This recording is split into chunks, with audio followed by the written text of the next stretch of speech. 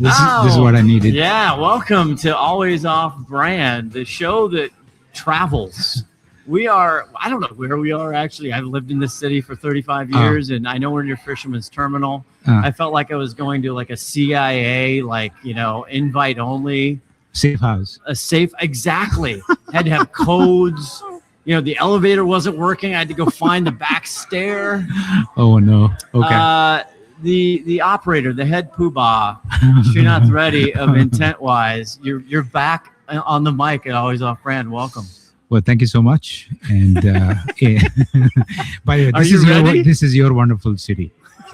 Whatever you say, it's about your city. You came when it's like your city of San Diego. I was just in San Diego. Oh, God, I love it there. 80, 75, 80, sunny every day. Agree. Yeah. And California's got all kinds of stuff. You sit there and go, why do people leave? People don't leave. I made the mistake of visiting San Diego. On day 2, we decided to move. So 60 days later, we're in San Diego from Chicago. So, that's right. I remember you're from Chicago, right? Yes, It's lovely in San Diego. It's the greatest. It's the greatest weather of all. 100%. Don't you think? You don't have the Chicago crap weather. Okay, we're here at? Tell us what. There's Shreen. There's I am. Hi. We're here. I have in case you need to know my name, Scott Oshman, by the way. We're on remote. Summer Jubilier's not here. Haley Barker in the news isn't here. Make sure Sreenath. Okay. Why are we here? Where are we? What are we doing here? We are here at this wonderful venue. We just wrapped up our AI workshop. It's designed for people to get some hands-on experience of using AI tools like Claude and Copilot and get some things done. And whether that is building dashboards, building decks, just the only way to learn really is to build stuff with things, right? So that's our belief. And so we just wrapped up a workshop here, and this is workshop number 2. And we're taking it on the road. So where was the inception of this idea? You guys are using it. You're head first into this. You're a tech company. You're an unbelievable platform. You're innovating constantly. God, I'd be exhausted. That's why I don't want to run a software company. It's exhausting because the rat wheel, you're never off the treadmill. Yes, that is true. That is absolutely true. Like you don't know who's eating whom, So but the way this whole thing got started, we launched. I got to give you a bell for that. You got a bell. Bell, just a bell. A bell, just you don't have a saxophone who's eating trumpet? Who's eating who? I have other stuff. I love it. You're questioning my tech. Oh no. Go ahead. No, I was just gonna say, you've got the likes of OpenAI and Anthropic with massive valuations, and you can assume that the only way you can justify that valuation is if they make significant inroads into the 700 billion software space. Right? Yes, So they're doing a ton. And then fast following them are these open source models, often from China. I know you talked a little bit about that at the end, as far as your perspective. I thought that was really interesting. Your perspective as someone who's building these things. You have suppliers, right? In a sense, these are suppliers that you have to manage and make sure you get the best thing. Talk about that. So I think you have obviously what are called frontier models, which developed by Anthropic, Google, OpenAI. And these are the companies that are making massive investments in building these models, right? And so there is costs of using them, often called, token costs. And the general belief across the board, and they're not making money, right? These companies. So So the general belief across the board is that currently token usage costs are subsidized by investors, right? And sooner or later, they're going to have to go up for these companies to make money. Yes. Right? So that's one side of the equation. But what has also happened along the way is some of the Chinese companies, they use this method called distillation. Ooh, distillation. Yeah. That sounds fancy as heck. Is that like, are we talking like the atmosphere distillation? Are we talking moons at Saturn? Are we talking? Conceptually, yes. Okay. But I'll explain in simple terms what that means. Hold on. Let me give you you deserve, that word deserves this. Damn. Okay. So, so the way distillation works is, let's say that I come to you and say, hey, explain this math concept to me. Yeah. Let's say it's probability and statistics, right? Okay, I love that. Right. One way is I can teach you what these concepts are Yeah. and give you some problems. You'd solve them, fail at some of them. I help you, and that's how you learn. I went to Arizona State, Sreenath. I mean, let's be honest. I failed a lot of them. Hey, it's a great engineering school. In fact, one of the best AI people I follow is a professor at Arizona State No University. kidding? Yes. Wow. Forks up. Props. Yes. Let's go. Yes. Okay. You should follow it. I should. I'll send him the link. Okay. I'll send you the link. Yeah. Text me. Yeah. So that's one way of learning. The other way is, what if you just sat with someone who knows stats and probability and watch them solve problems day after day after day forever, right? Okay. That's another way of learning, Yeah. right?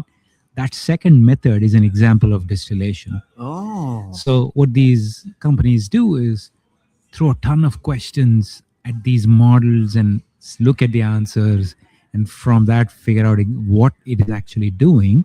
It's a much cheaper way to build something. It won't be as potentially as good maybe in all aspects, but it's good enough in a lot of aspects.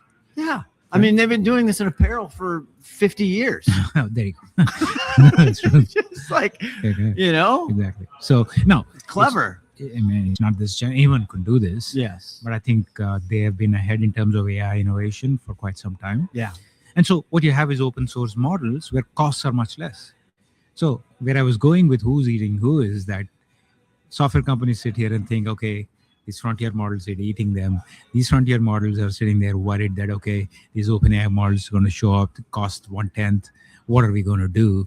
So it's this big circle right now, and God knows where we'll end up with all this in like a year, 2 years from now. But you got to figure out what's the best for Intentwise, right? You guys are working on all this cool stuff. You've built this cool stuff that's already in place and running. Yeah.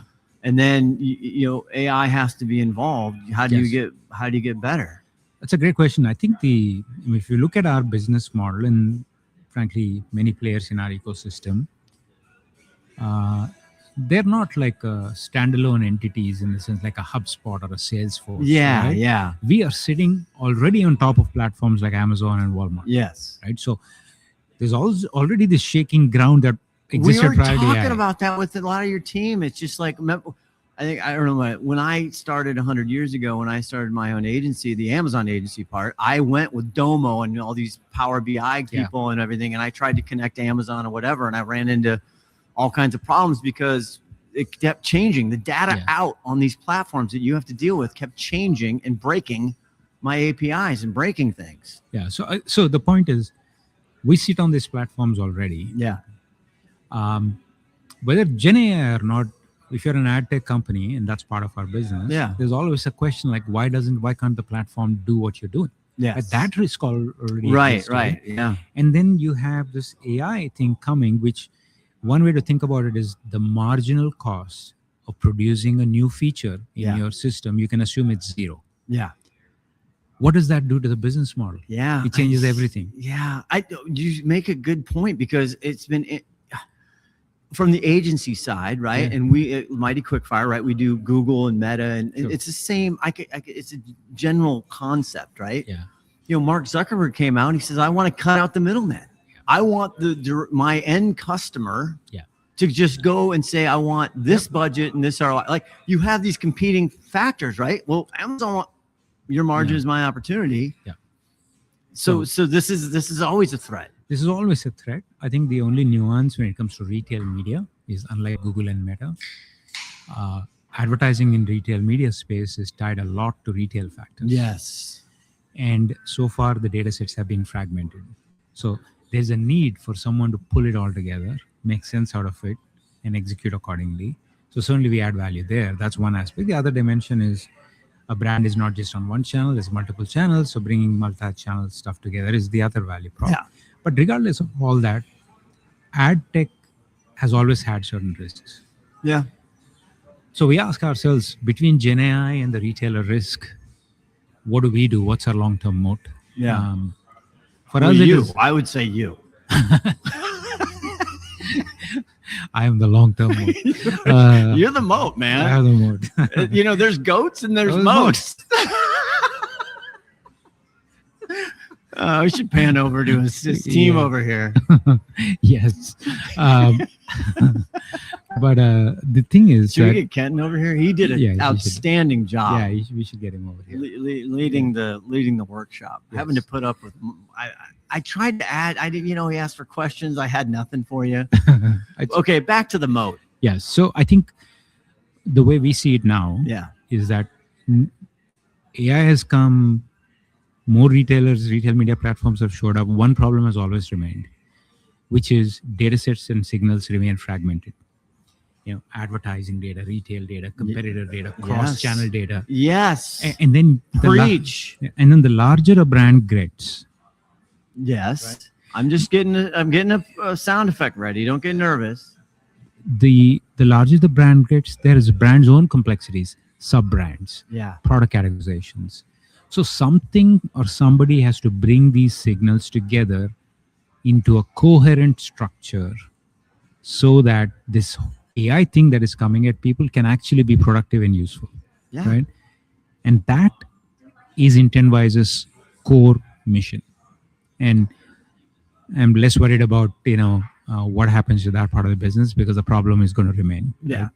And so that's what we're focused on. And to just extend that, our vision is we want to be delivering the most sophisticated and comprehensive AI infrastructure for marketplace-centered brands.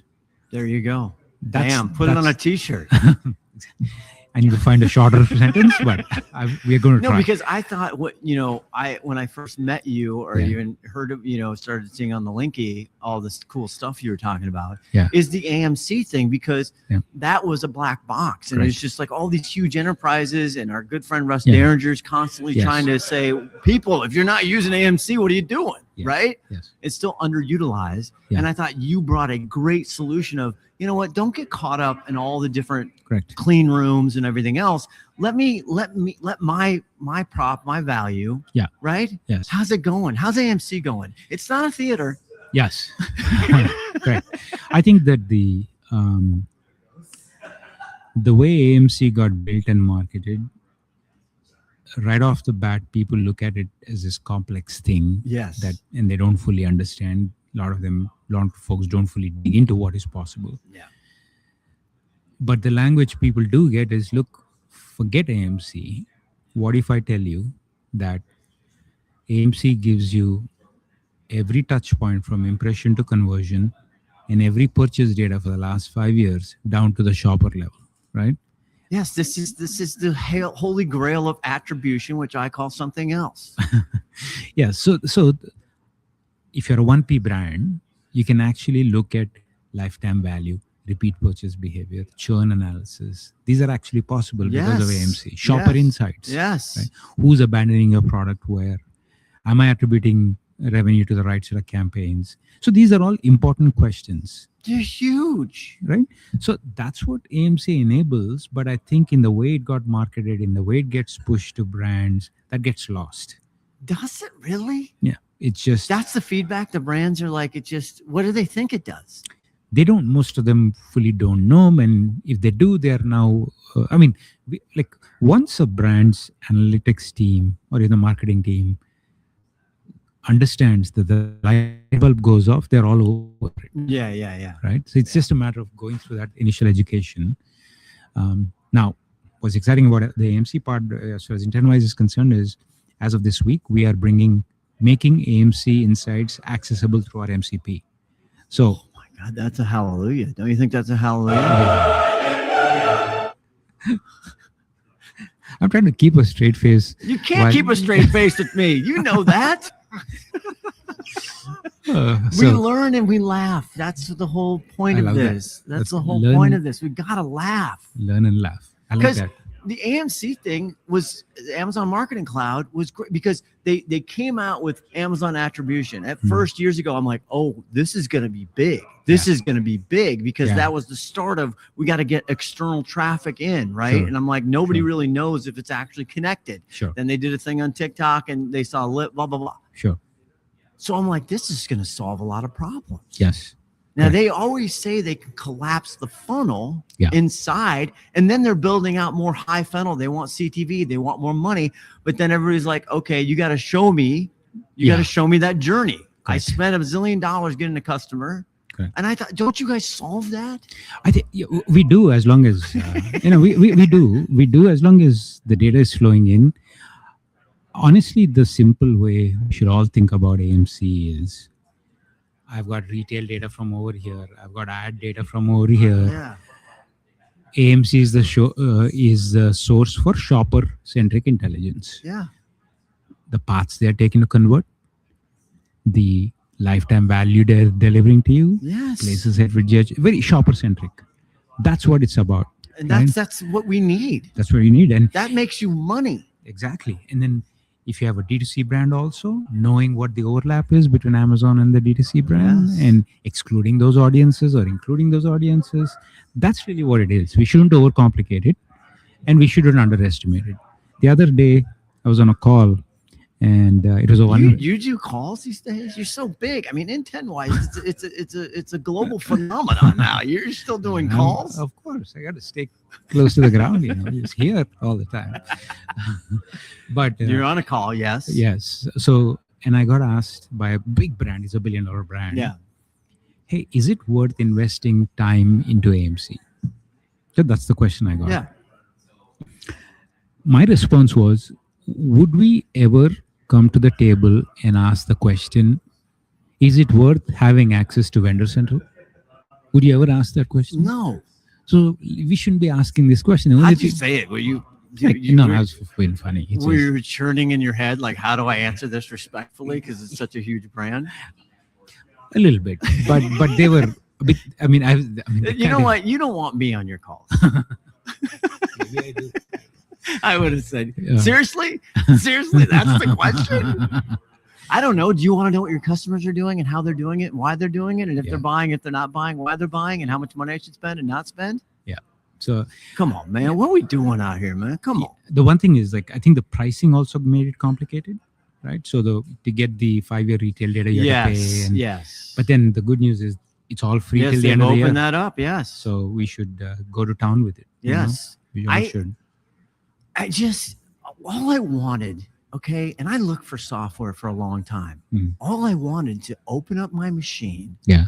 And when I had big, very large, complex, whether the SKU count was large, the size of the business was large, right? Yeah. I just wanted something that I could see the Yeah. business in. You want to make sure you're on that's camera good. now. That's good. Yes. Yes. Okay. Yes. We don't want the whole production to fall off. I wanted to see, and then we had to build forecast models, right? In supply chain, when we're working internally with these brands, we're under a lot of the Amazon's the big driver, so we got a lot of pressure on us. Sure. Right. So I had to go to my forecast model. I had to do this. And then of course it didn't know last year, the forecast model in the Amazon's, I'll say it, Vendor Central, it's gotten better, but their demand forecast, the P90, P7, it's hocus pocus junk most of the time because, and maybe AI will fix this. It doesn't know that it was a holiday. It doesn't know that we had the greatest heat wave of this. It doesn't know that it's comparing this over this, right? Prime Day was a great example. They moved to June. You think next year the machine's going to know that it was in June? No. But I would say it's a easier problem to fix. It's probably more a priority thing, right? On someone's part. My Yeah. thing was I'm feeding in the Intentwise. Okay. Yeah. My intent here is Intentwise-esque in the fact that I love that I got to see the KPIs that mean much to me as far as inventory. Talked about inventory management, all the retail math and metrics with my advertising, with Yes. my promotional dollars. 100%. Let me see it in one view. 100%. Well, I mean, Good Lord. what you Is that do, so hard? I guess it is. I mean, we do this for a lot of brands, right? Yes. There's 2 layers of problems, in my opinion. One is, of course, retail data comes from over here and ads comes from over there, and that's fine. You can collect and stitch. The other thing that makes it complicated, we have seen time and time again, is every brand has a product and media taxonomy. What I mean by that is product categorizations and media taxonomy. Okay, awareness campaigns and these campaigns and those campaigns. What we find is that the media taxonomy hygiene is just not great in a lot of places. especially when you change I it. mean, that deserves a. You want to? I mean, that you can't just. I can't just let that go. We have major catalog hygiene issues. Correct. It's just years and years of thousands of uploads, and we got it from all these sources. It's a hot mess. I think AI actually. That's one thing I'm excited about. Is I think it could actually help with that. It can definitely help with that. I mean, so I think those two things, in fact, like there's several large brand examples where honestly just getting that data organized and leveraging that to provide views of ads and retail down to the product level and then category level and then the sub-brand level has been a game changer for them. Yeah. Right. And they've been trying to do this for a while. Yes. Right? And then I would say when you go cross-channel, like product ID resolution and connection between when you're crossing is the other hard problem. Very hard. Right. So the more we are able to do those things at an underlying level, the better the AI and all those things and even plain dashboards will be. And that's the stuff we at Intentwise spend a ridiculous amount of time on, the underlying data foundation, the connectivity, the connectedness, the hygiene, and the enrichment of it. And you're a cross geography brand. You have to have conversion rates right there. Oh my God. And by the way, those change by day, right? So I don't know how you do it. I don't know how you do it. That's why that's our job. That's why we are. That's why we do the unsexy stuff so that the sexy stuff can happen. Exactly. So some big PowerPoint or whatever, right, in a boardroom makes it look easy. All the hard work. Okay, let's get back to these workshops. And you're like, hey, AI is important. Yep. And you guys, Claude, in the business to business sense, I don't know. What pick your flavor, okay? Right now, I'm a Claudia person. I'm a Jean-Claude person. Which is great. You said, hey, people are confused about this. Yeah. And what if we went out on the road? Are you a musician in any way? Is this something you've always wanted to go on the road? I wouldn't call myself a musician, but when my daughter, who's a guitar player, once in a while gives me a chance to accompany her on a drum, I do that. Are you a drummer? Hand drums. Hand drums. Yes. Okay. Let's put a button in any other end of Intentwise. I played the drums since I was 6 years old. Like full kit. Yeah. In my office, I have an electronic drum set. You're a serious drummer. You're too important. I can't get a call. I can't get a call with you. I've talked to people. You'd see in my office in my background. I don't do fake backgrounds. Yeah. I have my drum set there. Right. So you pay, what are we talking here? I right now have a Cahoon at home. A Cahoon. What is that This is the box you sit on and drum. Oh, the box thing. That is so badass. I love that. I used to have a djembe and a congas before, but See, your daughter won't let her. She's how old? She's 15. Yeah, this makes sense. Yeah, she doesn't want anything to do with you. You're okay. So sometimes she lets me play alongside. That's my moment. Now we just have to have a jam session. Yeah. I mean, screw all this other business. We gotta go jam. I'm good with that. But I have to come prepared. I can't be impromptu. You can't. I can, but it's like, okay. I'll mix it up. What kind of songs do you like to play? You don't really matter. Just give me a rhythm, give me something, and get. Does anybody else? We have any other instrument players? Oh, on the team? Nessa she's got her own Spotify channel. Oh, are you serious right now? I am very serious. Nessa, this is like is this the new band Intentwise? Yeah, there's a band Intentwise. Melissa, do you guys play any? We have apparently Braden plays the guitar. I never heard him. Okay, we have a percussionist over here. Yeah. So okay. Well, I think on the road, this is your second stop on the world tour. Yes. Do you have other plans? Oh yeah, New York City next. Oh, well, I think we got to bring some instruments. I'll fly my dog. Ken, you got to loosen the crowd up. Okay, here's my thing. You got to loosen them up a little bit. They're deep in their computers. We got to loosen them up a little bit. You got any Claude? You got any AI jokes? He's working on some. Ken, you got any comedy? I think you should look into some. Yeah, I think you should try to do some comedy. Okay. The world has to see Kenton's reaction to Bruno Mars. Oh, I love Bruno. Bruno's one of my favorite of all time. if all we have to do is play Bruno Mars, Yeah. and that's it. It'll go nuts. The Well, session will take a different Okay, flavor. when I came in, and I was tardy. Yeah, Admittedly, I was late. no I worries. apologize. I felt like No, we knew you were coming. I was late in the class. It was so embarrassing. And then I hadn't set up my Claude yet. I'm not ideal. I'm not best practices. Okay. So Jean-Claude Van Damme didn't help you. Well, your team, everyone was so lovely when I got here. Yeah. Okay.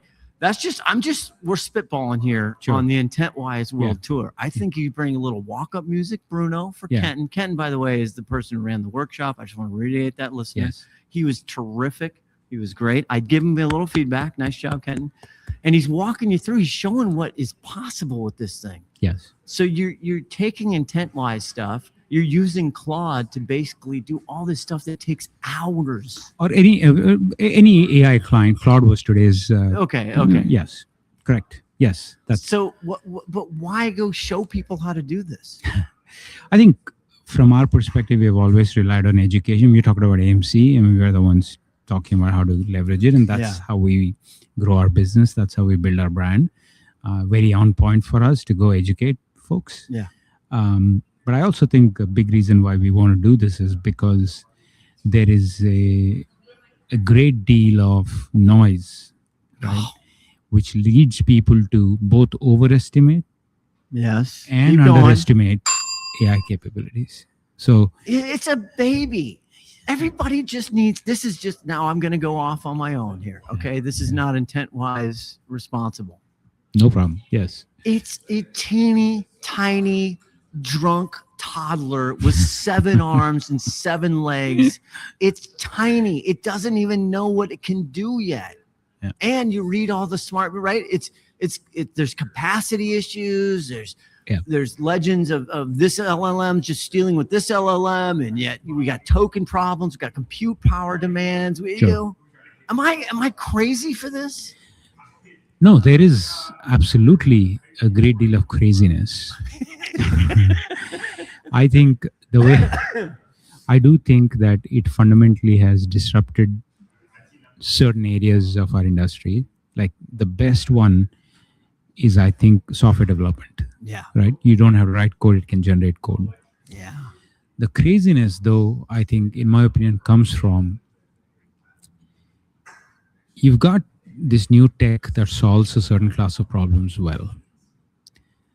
But there is a lot of hype and marketing around how that is a pathway to artificial general intelligence, right? And hence the valuations that we see today. I know, but the people are just people are nuts. Yeah. So I think, in my opinion, there is overestimation on how much we attribute what this can do. Yeah.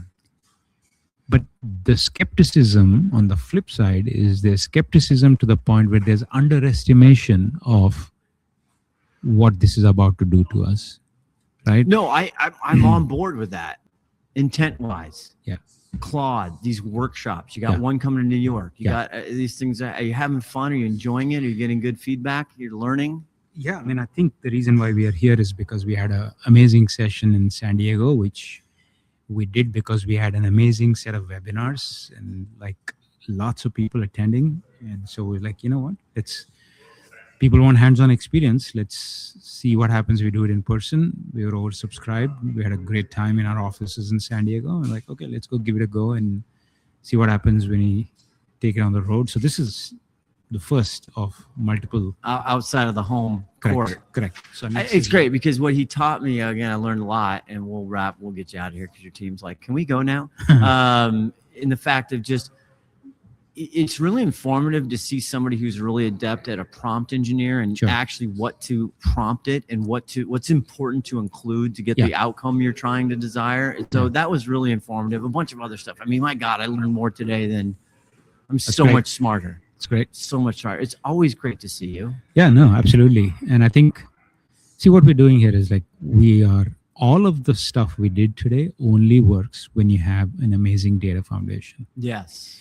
And so on one hand, we are building the underlying infrastructure. But then that's not enough, right? We have to go out and educate people and bring them along in terms of how you can leverage all this, how you cut out the noise, and So that's the purpose of these workshops, to be honest. So, and then we ourselves learn a ton based on the questions and seeing where people are, where the industry is. And from one session to another, what's going on is that we're also bringing in more and more new data sets. Oh, So right. in the last session, we didn't talk about AMC. In today's session, we did. By the time in a month from now, we already have TikTok ads, TikTok shop added, and a number of other things. So I think it's also exciting to showcase some of the new stuff that we're doing. It's great. And so it's fun. It's great. You got to get out with the people. Yes, Sreenath, you got to get out with the people. 100%. I learned so much today. Yes, you have great case studies. You can go to intentwise.com. Again, follow this cat. He's so smart. All this stuff you guys do, the webinars, really, you pull it all together. It's a little magic. I don't know what you guys do back there, but it pumps out all this cool stuff. And I appreciate you taking the time and letting me come and crash the party. Well, always want to be on your show. I still cannot get over the music. Not get over. I still cannot keep my face straight. I know. That's the fun. sound effects, the That's music, we do all kinds of stuff. That's so much fun. All right. Yeah. Hey, thanks a lot. Yeah, and awesome. look more. We'll have to check in with you guys. Now that I know the team and everything, we'll have to check in later. Awesome. Thank you All so right. much. More and more coming. Remember, people matter, and you've been listening to Always Off Brand. Bye. Hey there, this is Haley from Quickfire, and they want me to read this so you know what this podcast is part of and how to find out more if you want. Always Off Brand is a production of Quickfire LLC and a part of the Learn and Laugh series on the Quickfire Podcast Network. For more information, go to quickfirenow.com. Have a good one, and thanks for listening.